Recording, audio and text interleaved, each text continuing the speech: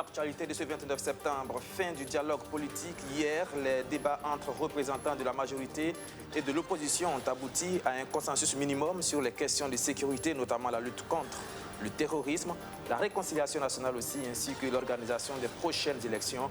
Plus de précisions dans un instant. Dans ce journal également, cette analyse de la mission de Bala Alassane Sakandé à la tête du MPP. L'actuel président de l'Assemblée nationale, vous le savez, est aux commandes du parti au pouvoir depuis ce 26 septembre, au terme du 2e congrès extraordinaire du mouvement du peuple pour le progrès. Quelles sont ses chances de réussite dans ce nouveau rôle? Nous revenons sur son parcours et les défis à relever. Et puis le SINAFEB, le syndicat national des fonctionnaires de l'éducation du Burkina, qui fustige et le gouvernement et la coordination nationale des syndicats de l'éducation en cause la loi 081 qui ne serait pas à la hauteur des attentes des enseignants. Toutes les précisions dans un instant également. Voilà pour le sommaire. Bonsoir et bienvenue. 48 heures après la reprise du dialogue politique, les discussions entre la majorité et l'opposition ont pris fin dans la nuit d'hier. Réconciliation nationale, situation sécuritaire, organisation des élections municipales à venir étaient les grands sujets sur la table.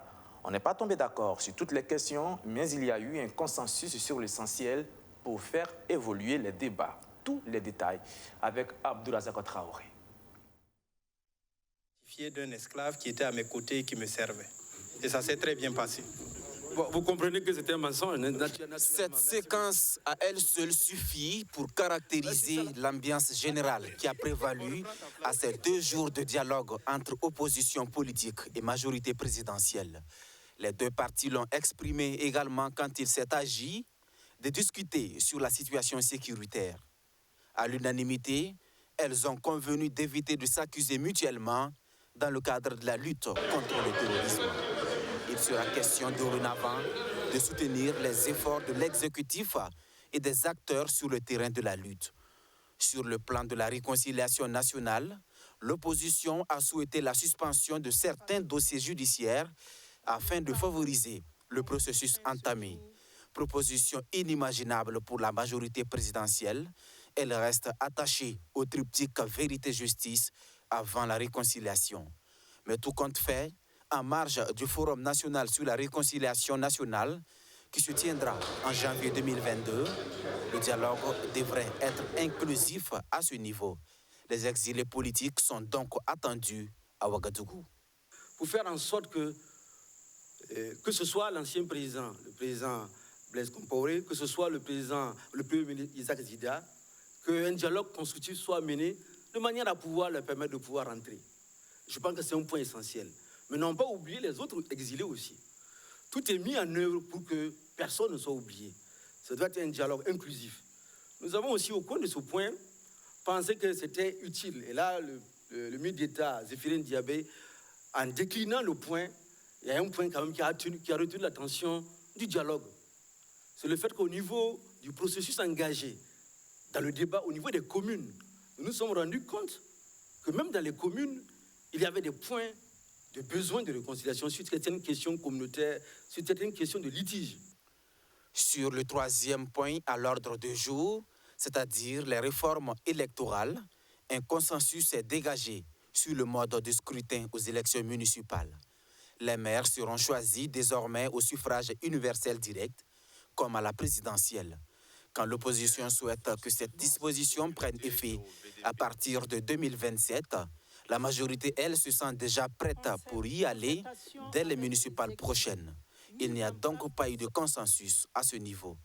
Mais il y a eu un accord sur bien d'autres questions relatives toujours aux élections.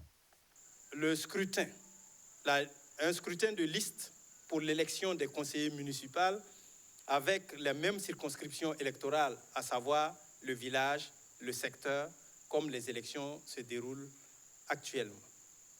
Il y a également eu au niveau de cette question un consensus sur la prorogation des cartes, la validité des cartes électorales. Vous savez que les cartes électorales devaient être périmées, elles ont été prorogées jusqu'en décembre 2021. et nous avons marqué notre accord pour qu'elle soit prorogée jusqu'en décembre 2022, de sorte à ce que ces cartes puissent être utilisées pour les élections à venir. Le nombre de déplacés internes s'accroît de jour en jour. Comment prendre en compte ces milliers de Burkinabés? La classe politique a décidé que chaque personne déplacée effectuera son vote dans son lieu de résidence. Contrairement aux élections passées où les zones non accessibles aux équipes de la CENI n'ont pas été déterminées à temps, au prochain scrutin, tout devrait être connu 3 mois avant. Et la condition pour qu'une élection se tienne et qu'il soit validé dans une commune, c'est qu'il faut au moins que 50% des villages aient pu voter. Quant à l'initiateur de ce dialogue politique qui a pris fin ce 28 septembre, il s'est engagé à mettre en œuvre les points consensuels. Et il me plaît de noter des points de consensus dont la mise en œuvre incombe au gouvernement. J'y veillerai particulièrement. Sur le principal point de discorde relatif à la modification du code électoral, le dernier mot revient au chef de l'État. C'est à lui d'arbitrer, a indiqué Vincent Dabilgou de la majorité présidentielle. À ce dialogue politique, vous venez de le voir, la majorité était conduite par Vincent Dabilgou. Mais pour les prochaines sessions, la délégation sera sans doute sous la roulette de Alassane Bala Sakandé. C'est lui, le nouveau président du MPP, le parti majoritaire depuis ce 26 septembre. L'actuel président de l'Assemblée nationale a donc la lourde charge de piloter l'appareil du mouvement du peuple pour le progrès jusqu'aux élections générales de 2025. Aura-t-il les coups de franche pour réussir sa mission? Ce soir, nous faisons un croisement entre le parcours politique de l'homme et les défis qui l'attendent. Analyse et portrait, regardez. Au moment où il reçoit le flambeau faisant de lui le nouveau chef de la majorité, plusieurs questions taraudent les esprits. Le nouveau président du MPP sera-t-il à la hauteur de la tâche? Aura-t-il les nerfs assez solides et les épaules suffisamment larges pour conduire le navire orange? Des questions du même acabit qui avaient été soulevées 4 ans plus tôt, lorsque Bala Alassane Sakandé prenait les rênes de l'Assemblée nationale. Nous sommes en septembre 2017, Salifou Diallo vient de tirer sa révérence, la majorité doit trouver son remplaçant à la tête du Parlement. De supputation en supputation, de tractation en tractation, le choix sera porté sur celui qui était déjà le président du groupe parlementaire MPP. À cette époque, très peu de personnes donnaient cher à payer sa peau. Et pour cause, remplacer un monstre politique de la dimension de Salifou Diallo n'était pas une sinécure. C'est dire que Bala Sakandé était particulièrement attendu au pied du mur.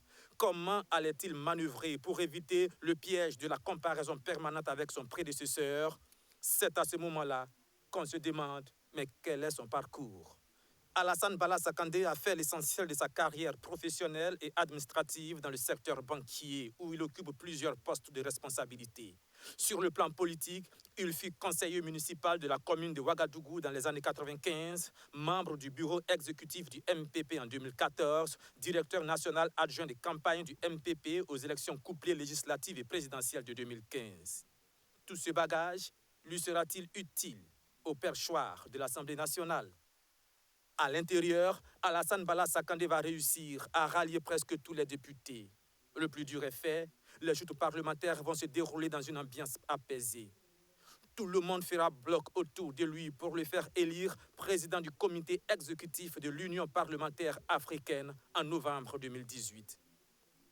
À l'extérieur, Alassane Bala Sakandé va travailler à se donner une stature nationale. Il multiplie les sorties auprès des populations, initie les œuvres sociales, tente des médiations dans les conflits communautaires, avec une communication incisive, le tout piloté par le très influent et très discret Pierre-Émile Baziomo, son directeur de cabinet. Mais très vite, les critiques vont pleuvoir, qualifiant ces actes de ni plus ni moins d'activisme populiste, accusé de dilapider les fonds publics dans ses épopées caritatives.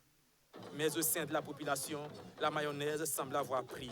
Alassane Bala Sakandé jouit plutôt d'un capital sympathie assez confortable. Et c'est avec cette stature qu'il s'engage dans la campagne des élections couplées législatives et présidentielles de 2020 sous la casquette de directeur des campagnes de la majorité de la région du centre. Les résultats vont parler en sa faveur. Après la victoire retentissante du MPP à la présidentielle, avec la réélection de Roch-Marc Christian Kaboré et aux législatives, Alassane Bala Sakandé, réélu député, est reconduit à la tête de l'Assemblée nationale. Encore un triomphe. Puis vient l'annonce du 2e congrès extraordinaire du MPP pour le renouvellement des instances du parti. C'est le début des guerres des tranchées au sein de la majorité. Les coups de coude, les cooptations, les clans se font et se défont au gré des intérêts, des promesses et des accointances. À ce jeu-là, le nom de Clément Sawadogo semble l'emporter dans les coulisses.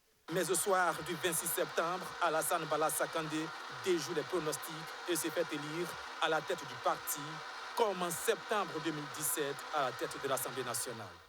Que s'est-il passé? Il se sursure qu'à chaque fois, Alassane Bala Sakandé aurait bénéficié du soutien inestimable du chef de l'État, dont il serait l'un des proches parmi les proches. Ceci expliquerait peut-être cela. Sauf qu'en politique, être fils d'eux n'est pas toujours suffisant. Il faut faire ses preuves. On dit que les mêmes causes produisent les mêmes effets. Comme à l'Assemblée nationale, Alassane Bala Sakandé n'était pas favori. Comme à l'Assemblée nationale, il remplace à la tête du MPP un dinosaure de la politique. Comme à l'Assemblée nationale, il devrait donc réussir sa mission avec maestria. Mais attention, l'Assemblée nationale, ce n'est pas l'appareil politique. Les députés, ce ne sont pas les militants. Voter des lois et contrôler l'action gouvernementale, ce n'est pas diriger une majorité aussi hétéroclite à souhait, où les appétits politiques des uns et des autres peuvent s'avérer voraces et des ambitions démesurées amener à toute forme de trahison. Les pots de banane ne vont pas manquer. L'adversité risque d'être encore plus grande. On dit aussi que les molards se déchirent les chairs mais ne se rompent pas les os. L'adage sera-t-il respecté au MPP au moment où commence la bataille de la succession de Roch-Marc Christian Kaboré? La balle est dans le camp de Alassane Bala Sakandé qui tient maintenant les manettes du parti. Rendez-vous en 2025. Venons-en à présent à cette conférence de presse du SINAFEB, le syndicat national des fonctionnaires de l'éducation du Burkina, qui remet en cause l'accord sur le statut particulier signé entre le gouvernement et la coordination nationale des syndicats de l'éducation. Plus d'un an et demi après l'adoption de la loi 081, le SINAFEB dénonce un dévoiement du texte en accusant les deux parties signataires. Abdourazak Traoré. Y a-t-il eu violation des lois de la République suite à l'adoption du statut particulier du personnel de l'éducation? Visiblement oui, répond le syndicat national des fonctionnaires de l'éducation. Le SINAFEB était pourtant membre au départ de la mythique CNCE qui a farouchement lutté pour son adoption. Le statut particulier enfin adopté en février 2020 serait un échec selon ce syndicat vent debout contre ses confrères qui l'ont paraphé. Il estime que la loi 081 qui régit la fonction publique a été bafouée. Et ceux qui sont régis par cette loi, c'est ceux-là qui remplissent les conditions de l'article 1er de la loi. D'abord, il faut être nommé dans ton emploi. Il faut être titularisé après une période de stage probatoire d'1 année. Mais toutes ces conditions ne sont pas réunies. Le statut particulier si vous prenez, c'est un décret d'application de l'article 13 de la loi 81. Mais pourquoi l'article 1er, qui est l'article fondamental, n'est pas appliqué? C'est une violation, oui ou non? Avant tout reversement, tout changement de statut, il faut corriger la dernière situation administrative de l'agent. Ils ne l'ont pas fait. N'est-ce pas une violation? C'est une violation. Puisqu'il y a les avantagements de classe qui n'ont jamais été payés. Il y a les primes de rendement qui n'ont jamais été payées. Alors qu'il fallait tout corriger. Sinon, ça serait très simple. Quand la loi les arrange, il faut changer. Ce qu'on vous doit là, oubliez ça. Nous n'allons jamais oublier ça parce que c'est la loi qui nous donne. Donc, c'est pour cela que nous parlons de violation. Quand il parle de bordel, là, vous-même, vous comprenez.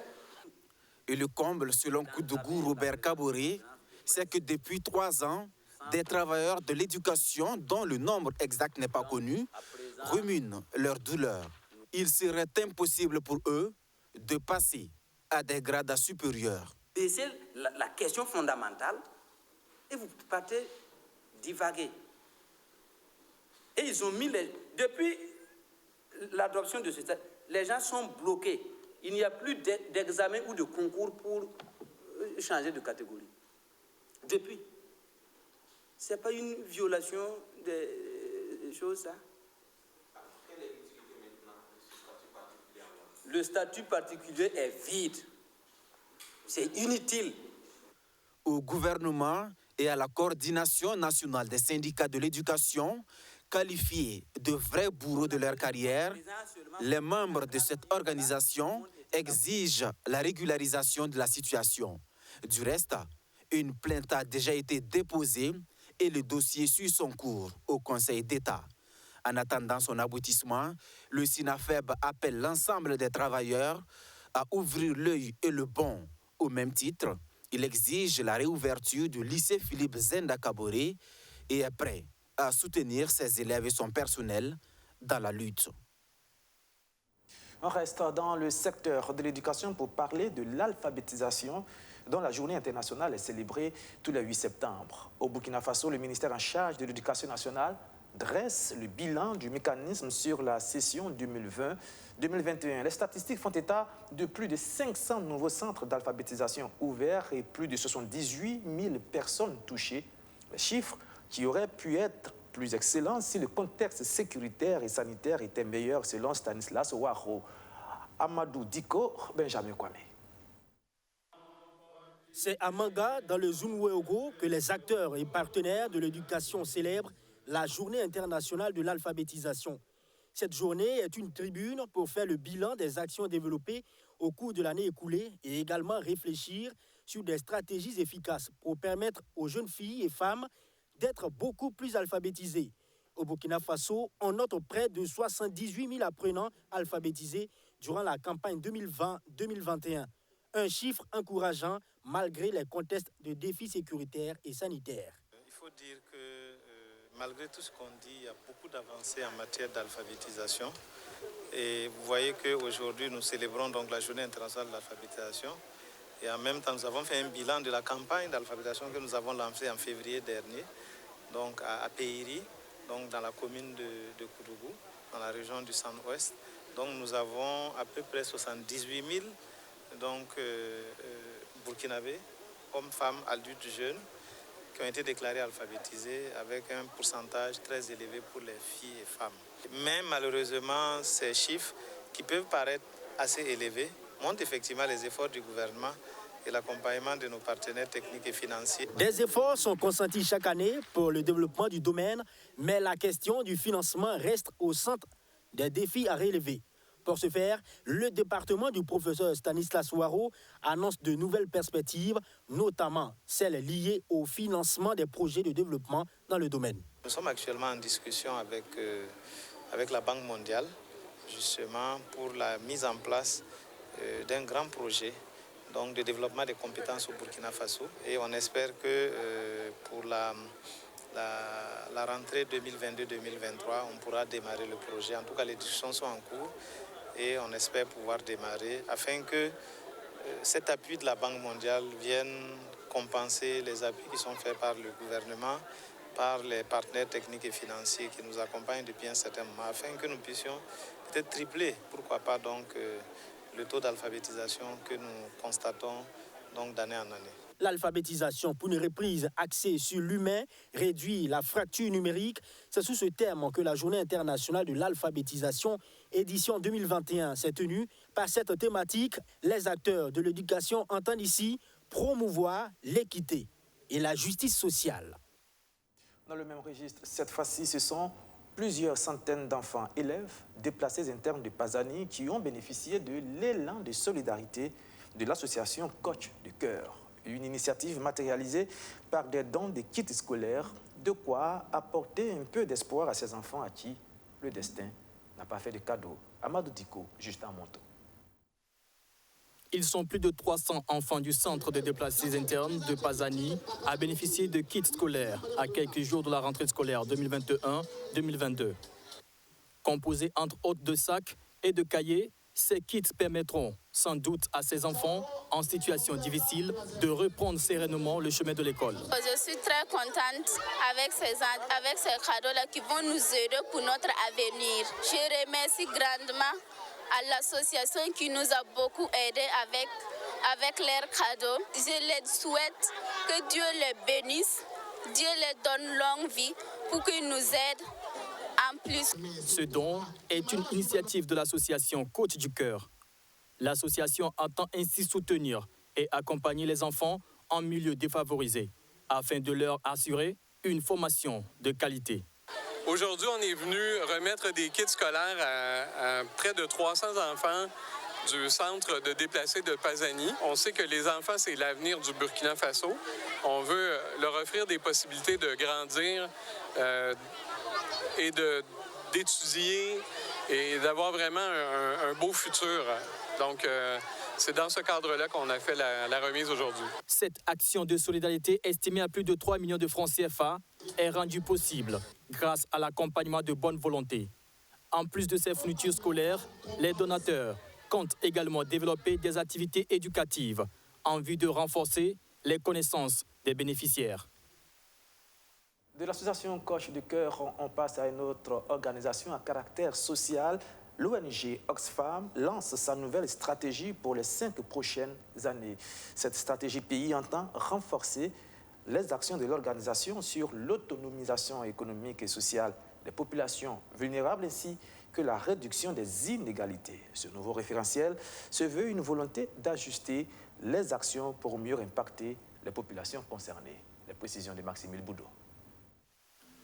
L'ONG Oxfam veut davantage travailler à offrir de meilleures conditions de vie aux femmes et aux jeunes burkinabés. Et pour réussir cette mission, elle vient de lancer sa nouvelle stratégie pays couvrant la période 2021-2025. Une stratégie orientée vers 3 programmes, notamment le renforcement des capacités de résilience des populations vulnérables, le renforcement de l'autonomisation économique des acteurs agro-silvopastoraux et le respect des droits humains. Cette stratégie vise à contribuer avec les femmes et les jeunes à la réduction des inégalités au Burkina Faso, sécurisé, pacifique, inclusif, à travers une approche sensible aux genres et aux conflits, où les populations, plus résilientes aux chocs climatiques, sécuritaires, sanitaires et aux crises politiques, vivent en harmonie et jouissent de leur droit à la participation citoyenne. Oxfam Burkina accompagne les producteurs dans la transformation des produits agricoles, les jeunes dans l'employabilité et les femmes dans la promotion de leurs droits. Elle veut également travailler à la mise en place de politiques publiques répondant aux besoins des populations vulnérables. Avec un budget prévisionnel de 68 400 000 €, soit 45 milliards de francs CFA pour les 5 prochaines années, cette stratégie a pour cible les femmes, les jeunes hommes, les communautés, les petits producteurs, les éleveurs, les pasteurs, les femmes transformatrices de produits agricoles, les personnes vulnérables, pour ne citer que cela. L'ONG a investi plus de 12 milliards de francs CFA en 2020 en vue d'apporter une assistance humanitaire aux populations vulnérables et le renforcement de la paix et de la cohésion sociale, selon le ministre en charge de l'agriculture. Ces ressources ont été investies dans divers secteurs d'activité qui ont impacté en moyenne plus de 800 000 personnes par an au cours de ces 2 dernières années. Ce sont ces résultats qui contribuent à l'atteinte des objectifs du gouvernement que je voudrais également reconnaître et saluer ce soir. Cette nouvelle vision entre, du reste, en droite ligne avec les priorités du gouvernement du Burkina Faso et contribuera sans nul doute à la réalisation des objectifs et résultats du PNDS 2. Elle accorde une place de choix à la réduction des inégalités qui sont criardes dans divers domaines de la vie dans notre pays. Dans sa nouvelle stratégie pays, Oxfam veut amener le secteur privé à assumer ses responsabilités sociales, notamment l'alimentation convenable du fonds minier pour le développement local. Maintenant, cette statistique. Au Burkina Faso, 80% de la population sont des agriculteurs. Et pourtant, le pays peine à atteindre l'autosuffisance alimentaire. Le changement climatique marqué par des irrégularités pluviométriques impacte fortement les productions.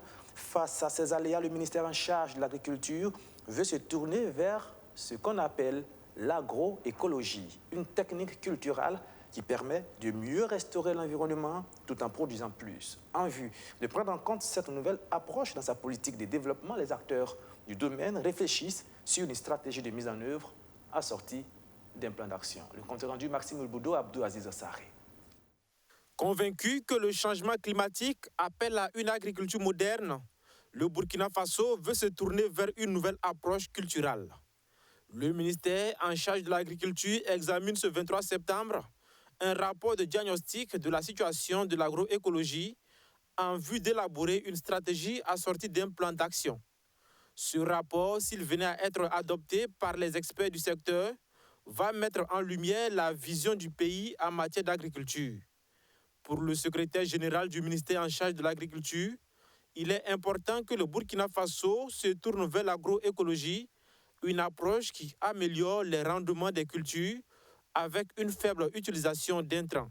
Actuellement, l'agriculture telle que pratiquée, l'agriculture traditionnelle ou conventionnelle, peut montrer un certain nombre de performances, mais ça c'est à court terme, parce qu'on a donc une utilisation plus abusive d'un certain nombre d'intrants, de pesticides, et ce qui va à long terme donc présenter un problème de vie et de survie même de la population et de l'environnement, de la biodiversité de façon globale. C'est pour cela qu'aujourd'hui nous parlons et nous encourageons, nous faisons la promotion de l'agroécologie, qui est une autre voie d'agriculture plus résiliente et aussi plus protecteur de l'environnement. De ce rapport, il ressort qu'il existe de bonnes pratiques agroécologiques dans certaines localités du pays qui ne sont pas connues et partagées. C'est pourquoi, au cours de cet atelier, les acteurs du domaine vont définir une politique commune sur la promotion de l'agroécologie. Le contexte dans lequel nous nous trouvons aujourd'hui nous oblige, comme le secrétaire général du ministère vient de le dire, de changer de paradigme. L'agriculture conventionnelle, telle que nous la pratiquons, n'est plus durable. Nous tendons vers des limites. Il faut changer nos pratiques agricoles. Et pour cela, l'agroécologie est vraiment la solution. Pourquoi? L'agroécologie, comme son nom l'indique, vous avez l'agriculture dedans, mais vous avez aussi l'écologie, qui permet de pratiquer à la fois une agriculture durable en tenant compte de la protection des ressources naturelles. À travers le pacte, le projet d'agriculture contractuelle et transition écologique, le ministère de l'Agriculture veut donner un autre visage à l'agriculture afin d'atteindre l'autosuffisance alimentaire. Depuis ce 29 septembre, s'est ouverte à Bobo-Dioulasso la 31e édition des Journées nationales de la qualité. Des journées qui sont marquées par plusieurs communications sur les outils de qualité des entreprises afin qu'elles soient davantage compétitives sur le marché national et international. Une 31e édition qui sera également marquée par la proclamation des résultats de la 10e édition du prix burkinabé de la qualité 2021. La cérémonie d'ouverture de ces 2 jours d'échange a eu lieu ce mercredi à la Maison de la Culture Anselme Titiana Sanou de Bobo-Dioulasso en présence du ministre en charge de l'Industrie. Surtout au Justin. Les outils de production et de la qualité pour la relance économique du Burkina Faso face à la pandémie de la Covid-19. C'est sous ce thème que se tient la 31e édition des Journées nationales de la qualité. Ces journées sont une occasion pour les entreprises burkinabées de s'approprier les outils de qualité nécessaires qui vont leur permettre de rester compétitifs sur le marché national et international avec des produits de qualité. Et ces outils-là, ce sont des outils de management de la qualité, ce sont des outils donc, de certification, ce sont donc des outils d'amélioration des différents processus de production et ça nécessite que les uns et les autres soient formés à cela, d'abord, les acteurs dans le domaine, mais aussi ça nécessite donc que ces acteurs soient accompagnés sur le terrain par des cabinets spécialisés. Et c'est pourquoi la BNORM et la BMAC, depuis des années, essaient donc d'intégrer la culture qualité dans les façons dont on le fait dans notre pays, à travers des activités de formation, d'encadrement, d'accompagnement des entreprises, mais aussi à travers donc, ces moments où on se retrouve pour faire à la fois de l'introspection, pour faire l'état des lieux, mais aussi pour regarder comment est-ce qu'on va de l'avant. Une conférence inaugurale sur le thème principal des Journées nationales de la qualité, des communications et la proclamation des résultats de la 10e édition du prix burkinabé de la qualité 2021 sont au programme des différentes activités. Une conférence inaugurale donc, qui va traiter du thème central des journées. Nous avons également des communications, des partages d'expériences autour de la qualité et de la productivité, autour de l'économie. Il y aura un point qui sera fait sur les différents plans qui ont été lancés au niveau national par le gouvernement, donc le plan de relance économique, le point sera fait également sur le plan de relance post-Covid. Mais je dois rappeler que le clou vraiment de ces journées, c'est la cérémonie de proclamation et de remise des trophées du prix burkinabé de la qualité, qui est à sa 10e édition, donc à partir de demain soir. L'innovation majeure de cette 31e édition des Journées nationales de la qualité est la participation des délégations étrangères venues de la Côte d'Ivoire et du Mali.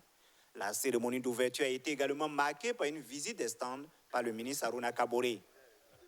Et pour terminer cette brève, on vient de l'apprendre, le médiateur du Faso a rendu sa démission au président du Faso, Roch Marc Christian Kaboré, ce mercredi pour convenance personnelle, dit-elle. Saran Sérémé était en poste depuis exactement 4 ans et 10 jours à la tête de l'institution. Elle avait prêté serment notamment le 27 octobre 2017. Et c'est sur ces notes que prend fin ce journal. Merci de l'avoir suivi. On se retrouve encore demain à 19h30, toujours sur BF1, au cœur de nos défis, les défis de l'actualité bien entendu. Bonsoir.